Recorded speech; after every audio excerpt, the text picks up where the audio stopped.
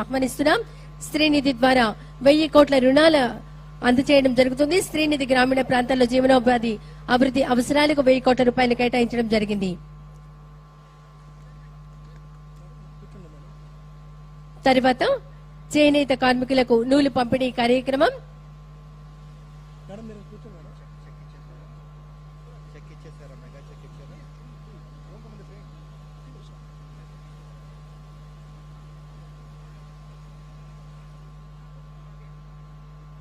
రోహిణి నారాయణమ్మ గారు నిరుపేదలైన చేనేత కార్మికులు 100 మందికి వారి చేతితో ఆర్థికంగా నిలదొక్కునేందుకు నూలును అందించి వారి జీవనోపాధిని మెరుగుపరుచుకునేందుకు తోడ్పాటు అందించడం జరుగుతోంది.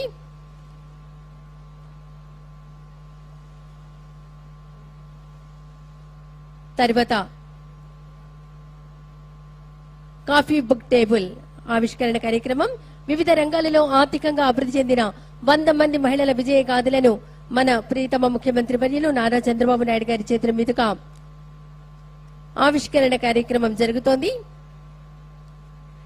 SHG మహిళల 100 సక్సెస్ఫుల్ స్టోరీస్ పుస్తక ఆవిష్కరణ కార్యక్రమం.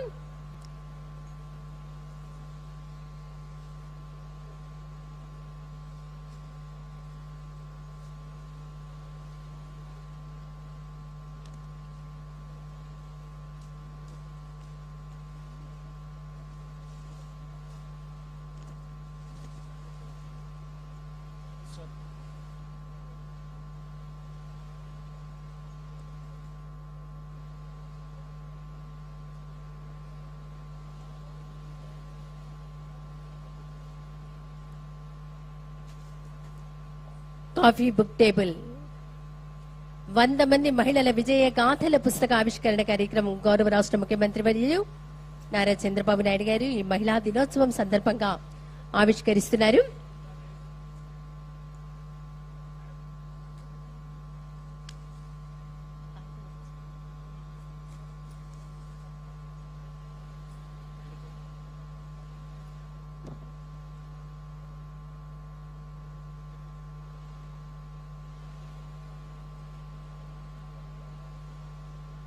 పుస్తకంలో ఉన్నటువంటి మహిళల విజయ గాథలను గౌరవ రాష్ట్ర ముఖ్యమంత్రి వర్యులు నారా చంద్రబాబు నాయుడు గారు అడిగి తెలుసుకుంటూ ఉన్నారు.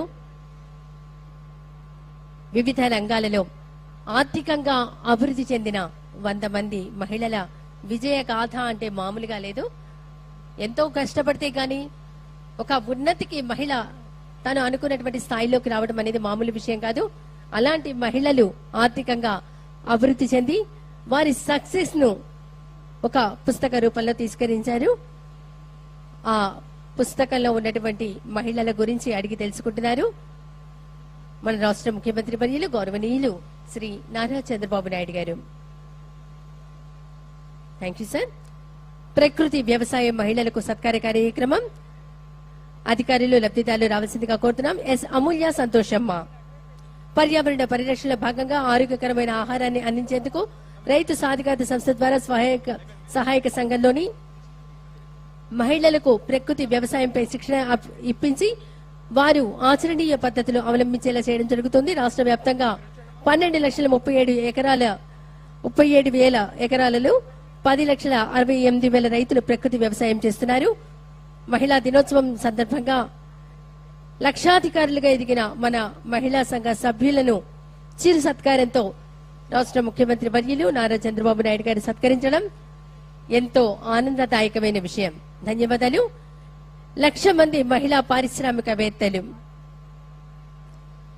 మహిళలు పారిశ్రామికవేత్తలుగా తయారు చేయాలని గౌరవ ముఖ్యమంత్రి గారి ఆశయ సాధనలో భాగంగా ఈ రోజు 1,00,000 మంది మహిళా పారిశ్రామికవేత్తలను తయారు చేయడం జరిగింది.